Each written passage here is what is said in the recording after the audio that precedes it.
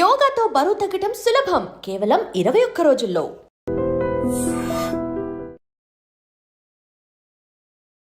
Welcome to I dream media. So జనరల్గా gastric problem చాలా మందిని ఇబ్బంది పెడుతూ ఉంటుంది. అయితే ఈ ప్రాబ్లం అనేది ఎందుకు వస్తుంది, ఆయుర్వేదం దీని గురించి ఏం చెప్తుంది, సో హోమ్ రెమెడీస్తో తగ్గించుకోవచ్చా, ట్రీట్మెంట్స్ అంటే ఏమున్నాయి, వివరాలు తెలుసుకుందాం. మనతో పాటు ప్రముఖ ఆయుర్వేద వైద్య నిపుణులు డాక్టర్ సుబ్రహ్మణ్యం గారు ఉన్నారు from Amrutham ayurvedic centre. Doctor గారు నమస్తే అండి. నమస్తే అమ్మా. డాక్టర్ గారు, గ్యాస్ట్రిక్ ప్రాబ్లం, కడుపు ఉబ్బరంగా ఉండడం, తిన్నదరగకపోవడం, ఇదంతా కలిపి ఒకటేనా అసలు? ఇదంతా కలిపి ఒకటేనండి. అంటే ఒకటి ఈ గ్యాస్ట్రిక్ ప్రాబ్లం కావచ్చు, కడుపు ఫ్యాటీ లివర్ కావచ్చు, అల్సర్స్ కావచ్చు, త్రేపులు వస్తున్నాయని చెప్పని, దీనికి ఎసిడిటీ అని, ఇండైజెషన్ అని, ఇక చాలా పేర్లు ఉన్నాయి, అల్సరేటివ్ కొలైటిస్ అని, అప్ టు ఈ మొత్తం ఈ యొక్క ట్రాక్ అంటే నోటిలో మొదలుపెట్టి చివరి మోషన్ వెళ్ళేదాకా ఇదొక కోస్టము అంటారు ఆయుర్వేదంలో. ఇదంతా ఒక ట్రాక్, కానీ ఒక్కో చోట ఒక యాక్షన్ ఉంటుందన్నమాట. ఇక్కడ దమ్ములుతాం, తీసుకుంటాం, లోపలికి తోస్తుంది, లోపలికి వెళ్ళిన తర్వాత అక్కడ స్టోర్ అవుతుంది, తర్వాత అది దానికి కావాల్సిన ఎంజైమ్స్ అక్కడ రిలీజ్ అవుతున్నప్పుడు కొంచెం కొంచెం రిలీజ్ అవుతున్నప్పుడు డియోడినం దగ్గర నుంచి అక్కడ ప్యాంక్రియాస్ నుంచి కానీ, లివర్ నుంచి కానీ, గాల్ బ్లాడర్లో నుంచి కానీ ఎంజైమ్స్ రిలీజ్ అవుతుంటాయి. అవి లోపలికి వెళ్తూ స్మాల్ ఇంటెస్టైన్లో మొత్తం మనకు డైజెస్ట్ అవుతుంది. తర్వాత లార్జ్ ఇంటెస్టైన్లో అది ఇంకా సపరేట్ అయ్యి మనకు ఇంకా మన బాడీకి అబ్జర్వ్ చేసుకొని పనికిరాని బయటకు వదులుతుంది. కానీ ఇక్కడ ఒక్కటండి, శరీరం మీద కనుక శ్రద్ధ ఉన్నట్లయితే, రుచి మీద ఉండే శ్రద్ధ కన్నా శరీరం మీద ఉండే శ్రద్ధ కొంచెం ఎక్కువ ఉంటే మంచి ఆహారం తింటారు. ఈ గ్యాస్ ట్రబుల్ రావడానికి ప్రధానమైన కారణం చెత్త ఆహారం అని చెప్పాలి. ఎందుకంటే గతంలో ఇంకొక విధంగా చెప్పేవాడిని, ఇప్పుడు ఏం చెప్పాలంటే చెత్త ఆహారం తింటున్నారు అని అర్థం. ఇప్పుడు మీరు వీళ్ళు బియ్యం కొనుక్కొచ్చి వండుకొని తిన్నప్పుడు బాగుంటుంది, అది ఒక 4 గంటలో లేదా ఒక 1 డే అయిపోయిన తర్వాత అది చెత్తలోకే వెళ్ళేదే కదా. ఇప్పుడు మన వాళ్ళందరూ స్టోర్డు ప్యాకెడ్ ఫుడ్స్ ఇట్లాంటివన్నీ చెత్తలోకి వెళ్ళాల్సిన ఫుడ్ అంతా తీసుకొచ్చి పొట్టలోకి వెళ్తే అది మరి పొట్ట చెత్త కాకుండా ఇంకేమవుతుంది? ఇది మాకు వైద్యం నేర్పిన గురువుల్లో చాలామంది ఉన్నారు. ఒక గురువు గారు చాలా బాగా మాట్లాడేటప్పుడు ఎవరైనా పేషెంట్ వచ్చారంటే గ్యాస్ ట్రబుల్ అనగానే దాన్ని అట్లనే అనొద్దు, చెత్త పొట్ట అయింది అని చెప్పాలి అని అంటాడు అనమాట. నీ పొట్టలో చెత్త అంతా బాగా పేరుకు చేర్చి పెట్టావు కాబట్టి ముందు ఆ చెత్తను ఎప్పుడు వదిలిస్తావు, ఆ చెత్త వదిలిస్తే గ్యాస్ ట్రబుల్ లేదు, ఎసిడిటీ లేదు, ఇండైజెషన్ లేదు అని అంటారు అని అలా ఆయనకు చెప్పేవాళ్ళు. అంటే సామాన్యులకు మనం ఏదో టెక్నాలజీ చెప్తే అది అర్థం కావట్లేదు. మీకు ఎంజైమ్స్ రిలీజ్ కాలేదు, అబ్జార్బ్స్ కాలేదు, మీకు మ్యూకస్ మెంబ్రైన్లో దెబ్బతినింది, అల్సర్స్ తయారైనాయి, ఇవన్నీ అంతా చెప్తే అవన్నీ అర్థం కాదు. మీ యొక్క పొట్ట చెత్తబుట్ట అయిపోయింది, ఆ చెత్తబుట్ట అంతా శుభ్రంగా తోమి ఖాళీ చేయండి. ఎలా ఖాళీ చేయాలి? ఆహారము, జీవన విధానం. అంటే ఆయన కుకింగ్ స్టైలు, ఈటింగ్ స్టైల్ అనేవాడు అనమాట. కుకింగ్ స్టైల్ కూడా అంతే కదా. ఇప్పుడు కుక్కర్లో పెట్టి అలా 4 విజిల్స్ వచ్చేస్తే దించేస్తుంటే అది సరిగా ఉడికిందో లేదో తెలియదు, అది మన బాడీ కరెక్ట్గా అబ్జర్వ్ చేసుకుంటుందో లేదో తెలియదు. ఇప్పుడంతాను కూడా ఈ యొక్క ఎక్కువ కంబైన్డ్గా ఎక్కువ మందికి వండే వాటిలో అంతా కూడాను దీని ఏమంటారు, గ్యాస్తో కానీ లేకపోతే స్టీమ్ బాయిలింగ్ ఇలాంటివి చేస్తున్నారనమాట. ఈ స్టీమ్ బాయిల్డ్ రైస్ మనకు అసలు డైజెస్ట్ కాదు. మీరు ఎక్కడైనా చూడండి, ఎక్కడ ఏ ఫంక్షన్ హాల్ కావచ్చు, ఫంక్షన్ హాల్ కన్నా ఇప్పుడు కొన్ని సెంటర్స్ ఉన్నాయి రెగ్యులర్గా ఫుడ్ వండి పెట్టేవి, దాంతో స్టీమ్లో ఉడికిండేవి సరిగా ఉడకదు. ఎందుకంటే వీళ్ళు వేడి నీళ్ళు పెట్టి దాంతో వేడి నానబెట్టిన బియ్యాన్ని వేసి ఒక 2 నిమిషాల్లో బాయిల్ చేసి తీసేస్తుంటారు చాలా పెద్ద పెద్ద హోటల్లో కూడా. అందుకని ఫంక్షన్లో కానీ హోటల్లో కానీ ఎక్కడ వెళ్ళి తిన్నా కూడా డైజెస్ట్ కావట్లేదు, త్రేపులు వచ్చింది, పుల్లగా అయింది అని ఒకటి. రెండోది ఏంటంటే ఒక కలగూరు గంపలాగా అన్ని రుచులు 120 రకాలు పెడితే అన్ని టేస్ట్ చూస్తారు. సో దాంతో బాగుండే ఉంటాయి, బాగుండనివి ఉంటాయి. ఈ చెత్తంతా చేర్చడమే అసలు. ఇది గ్యాస్ ట్రబుల్ అనేది లేదు, రాదు, మనం తెచ్చుకుంటున్నాం. ఇది ఒక అబద్ధ రోగం. అందుకని ఈ పొట్టను ఖాళీ చేసే విధానాన్ని తెలుసుకోవాలి, ఇది శుభ్రం చేసే విధానం తెలుసుకోవాలి. ఇది ఒక రోజులో శుభ్రం కాదు. ఇప్పటికే ఆల్రెడీ గ్యాస్ ట్రబుల్తో బాధపడుతున్నాడు అంటే కనీసం అతను ఒక 6 నెలలు చాలా ప్రయత్నం చేస్తే తప్ప అది మొత్తం క్లియర్ కాదు. కానీ వేసుకోగానే తగ్గలేదని చెప్పని వస్తుంటారు. వీళ్ళకి ఎక్స్ప్లెయిన్ చేయలేకపోతున్నాం. అంటే కొంతవరకు రిలీఫ్ ఇస్తుంది. రిలీఫ్ ఇవ్వగానే ఒకవేళ ఒక వారం 10 రోజుల్లో రిలీఫ్ ఇచ్చింది అనుకోండి, అదే బాగుంది ఇంతేనేమో అనేసి అనుకుంటారు. ఎందుకంటే బాగు చేసుకోవడానికి అవకాశం లేదా అనేది చూడట్లేదు అనమాట. అసలు ఎంత బాగుండాలండి, ఒక పొట్ట అంటే సమయానికి ఆకలేస్తుంది, తినాలి, అది దాన్ని మనము రుచిని ఆస్వాదిస్తూ అది సరిగా మనం తింటూ అది సరిగా డైజెస్ట్ అయ్యేటట్టు, అంటే మళ్ళీ పుల్లగా త్రేణుపులు వచ్చిందంటే ఆహారం బాగాలేదని అర్థం.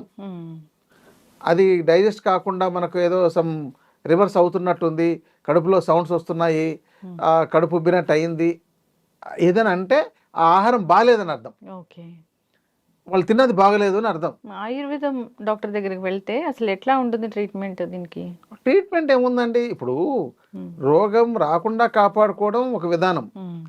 ఇక డాక్టర్ దగ్గరకు వచ్చిన తర్వాత చాలా రకాల ట్రీట్మెంట్స్ ఉన్నాయి. మందులకు కోకొల్లలు, లక్షల్లో రకాల మందులు ఉన్నాయి. అసలే కంపెనీలు చాలా తయారు చేసి చాలా అమ్మాలని చెప్పేసే దృష్టితో ఇది ఈ విధంగా చేసాం, ఆ విధంగా చేసాం, మీరు ఇలా కొనండి, అలా కొనండి, ఇలా రాయండి, అలా రాయండి, సూపర్ రిజల్ట్ అని చెప్పే డాక్టర్ గారు పని చేస్తాయి. ఎందుకు పని చేయమండి? ఇప్పుడు ఎంతో కొంత అయితే పనిచేస్తుంది. రిపేర్ అయిపోయిన బండిని కొంత రిపేర్ చేస్తే ఎలా నడుస్తుందో ఈ మందులు వేస్తే కొంత నడుస్తుంది.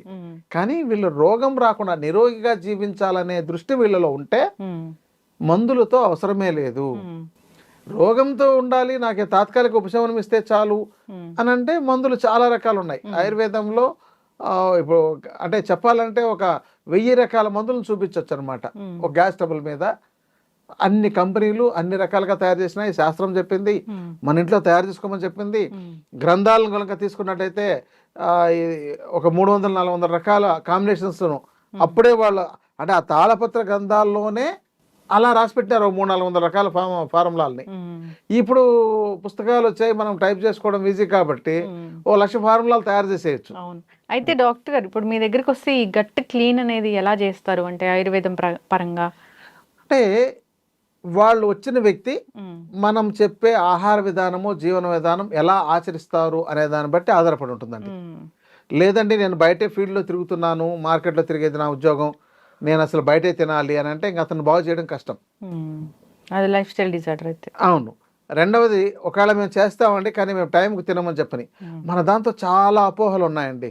ఎలాంటిదంటే స్నానం చేసి పూజ చేసుకున్న తర్వాతే తినాలి అనే ఒక దాంతో చాలా మంది ఉదయం ఉండే పనులన్నీ చేసుకుంటూ 12 గంటలకో 1 గంటకో ఒకవేళ ఆకలిస్తున్నా కూడా టీ కాఫీ తాగేసి ఆకలిని చంపి వీళ్ళు 12-1 గంటకు ఒకేసారి మధ్యాహ్నం లంచ్ చేయడం, రాత్రి ఎప్పుడు 10 గంటలకు పడుకునే ముందు తినడం.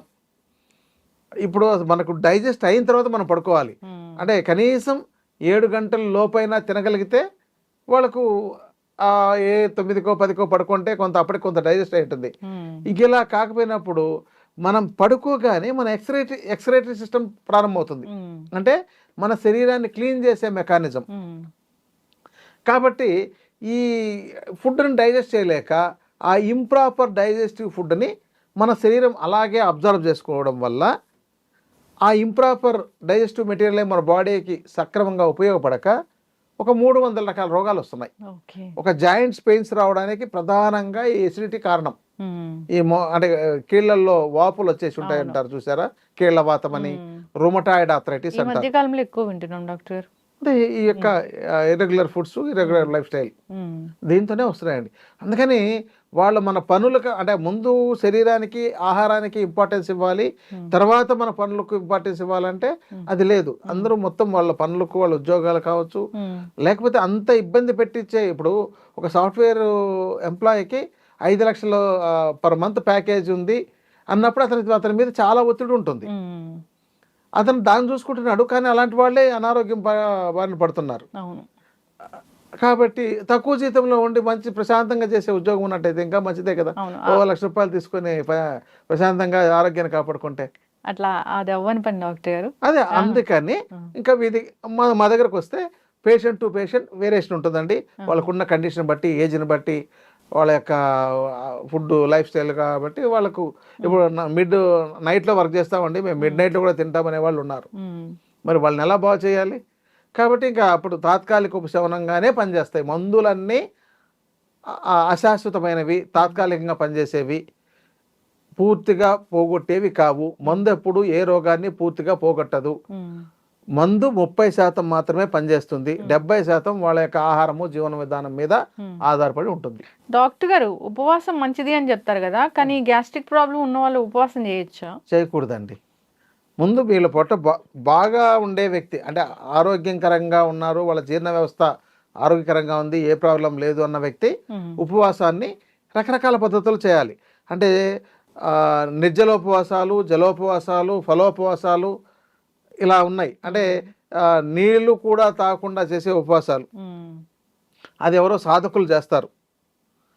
ఇక మామూలుగా మనం కొంచెం బాగుండాలంటే నీటిని ఎక్కువగా తాగడం, ఎంత వీలైతే నీటిని అంత తాగుతూ, ఎంత వీలైతే అంత గ్యాప్ ఇచ్చి, ఒకవేళ కాలేకపోయినప్పుడు ఏదైనా న్యూట్రిషన్ ఉండే వాటిని జ్యూస్ లాగా తీసుకోవడం, ఇంకా ఓన్లీ పళ్ళ రసాలు లాంటి వాటితో ఉండడం. కానీ ఇది ఎక్కువ ఉండలేరు, మహా అంటే 1 రోజు 2 రోజులు, అంతేగాని అంతకంటే ఎక్కువ చేసినట్లయితే వాళ్ళకి ఇతర అనారోగ్య సమస్యలు రావడానికి దారితీస్తుంది. అయితే కొన్ని హోమ్ రెమెడీస్ ఉంటాయి, దానివల్ల కూడా ఈ కడుపు ఉబ్బరం ఇలాంటివి తగ్గిపోతాయి అంటారు. అట్లా 1, 2 ఏమైనా చెప్తారా డాక్టర్? చాలా అద్భుతంగా ఉన్నాయి. ఇప్పుడు మన ఇంట్లో ఉండే స్పైసెస్ అన్నీ కూడా మంచి డైజెషన్ చేసి మనకు ఈ గ్యాస్ ట్రబుల్ ని క్లియర్ చేసేవే. అందుకనే వంటిల్లే వైద్యశాల అని చెప్పడం ఇక్కడ. అంటే ఒక జీలకర్ర కషాయం తాగినా కూడా ఫ్రీ అవుతుంది, వాము కషాయం తాగినా ఫ్రీ అవుతుంది. చాలా మంది మేము వాము నములుతామంటే అప్పుడు నాకు చాలా బాగా ఫ్రీ అయిపోతుందని చెప్తారు. అంటే ఒకే ఇంగ్రీడియంట్, అంటే ఏకమూలికా వైద్యం అని చెప్తారు దీన్ని. ఏదైనా జీలకర్రతో తీసుకోవడం, లేదంటే వాముతో తీసుకోవడం, లేదా సోంపుతో తీసుకోవడం, శొంఠి అల్లం రసం నీళ్ళలో కలిపి తాగినా కూడా మంచి డైజెస్ట్ అయ్యి బాగా క్లియర్ అవుతుంది. అల్లం రసాన్ని, అల్లం దంచి రసం తీసి పక్కకు పెట్టాలి. అది పైన తేట అంతా వచ్చేస్తుంది, కింద సెడిమెంట్ పేరుకుంటుంది. ఆ తేటను మాత్రమే తీసుకోవాలి, అది వేడి చేయదు. లేదా మొత్తం కలిపి తీసుకున్నట్లయితే వేడి చేస్తుంది. చాలా మంది అల్లం తీసుకోమంటున్నారు కానీ వేడి చేస్తుంది అంటారు. ఆ అల్లం రసంని తేటను మాత్రమే తీసుకున్నట్లయితే ఏ సమస్య ఉండదు. దానిని కూడా కొంచెం అల్లం రసం తీసి దాంతో కొంచెం జీలకర్ర చూర్ణము, ఒక కొద్దిగా మిరియాల చూర్ణం కలిపి తీసుకున్నట్లయితే చాలా బాగా పనిచేస్తుంది. లేదా కొంచెం సాల్ట్ కూడా ఉపయోగించవచ్చు, తేనె కలిపి కూడా తీసుకోవచ్చు. ఇది అల్లం రసంతో చికిత్స. ఇక జీలకర్ర చెప్పాము, సోంపు చెప్పాము, మిరియాల చూర్ణం కొంత మోతాదులో ఈ జీలకర్రతో కానీ, వాముతో కానీ, సోంపుతో కానీ, అల్లంతో కానీ. ఇక ఇవేవి కాలేనప్పుడు శొంఠి చూర్ణం, శొంఠి పొడి, అవన్నీ మేము అల్లం రసం మేము ఎక్కడ చేసుకుంటామండి అంటారు. అలాంటప్పుడు శొంఠి పొడి, వీటిని తక్కువ మోతాదులో పొడుల రూపంలో చేసేటప్పుడంతా కూడా తక్కువ మోతాదులో వీలైతే వీటికి అన్నిటికీ తయారు చేసుకుని, అంటే జీలకర్ర, సోంపు, వాము, శొంఠి వీటిని చూర్ణం రూపంలో తయారు చేసుకుని, ఇవి వేడి చేసే గుణాలు ఉంటాయి కాబట్టి దీనికి మనకు చలవ చేసే గుణం మనకు అందుబాటులో ఉండేది ఏంటంటే పటిక బెల్లము, చక్కెర, తాటి బెల్లము, తాటి కలకండ, ఇలాంటి వాటిని. ఇప్పుడు మనం ఇది ఒక చూర్ణం 100 గ్రాములు తయారు చేసుకున్నారనుకోండి, దానిలోకి ఇది ఒక 200 గ్రాములు కలుపుకోవచ్చు అనమాట. దాన్ని అప్పుడప్పుడు చప్పరిస్తుంటే వాళ్ళకి వెంటనే త్రేన్పులు వచ్చేసి ఫ్రీ అవుతుంది.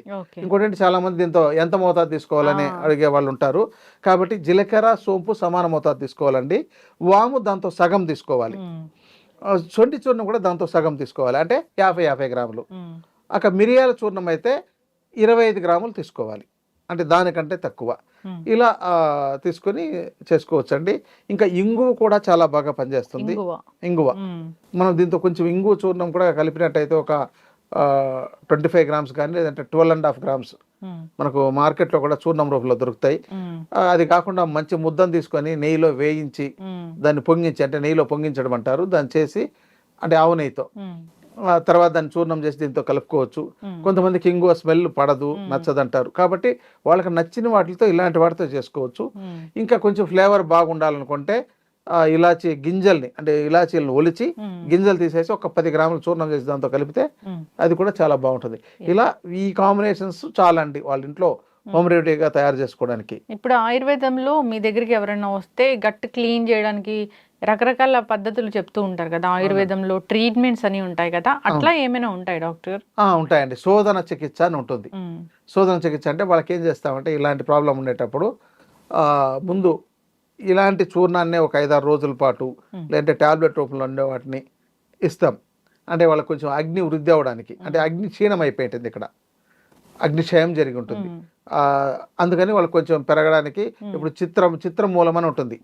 ఆ ప్లాంట్ ఎలాంటిదంటే మనము అది దాని ఆ చెట్టును తవ్వి దాని వేరుని చేతిలో పట్టుకొని ఒక గంట ఉన్నామనుకోండి, ఆ తర్వాత మన చెయ్యి బొబ్బలు వచ్చేస్తాయి. ఓ చిత్రమూలం.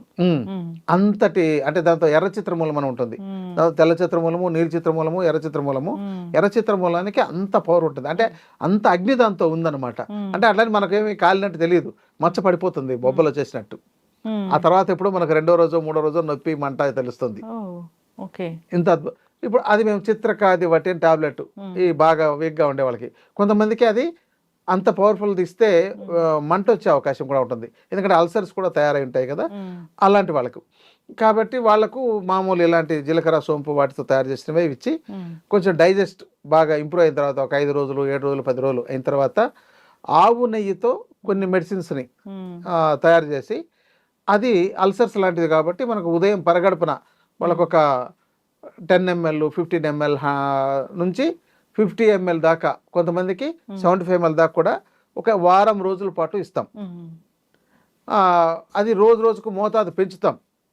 అంటే మొదటి రోజు 30 ml ఇచ్చామనుకోండి, second day 60 ml, third day అవసరమైతే 90 ml లేదా 120 ml, అలా ఒక పెంచుతూ వాళ్ళ యొక్క డైజెస్టివ్ పవర్ ఎలా ఉంది అంటే అగ్ని ఎలా ఉంది అని చూసుకొని ఒక వారం రోజుల పాటు ఇవ్వాలన్నమాట.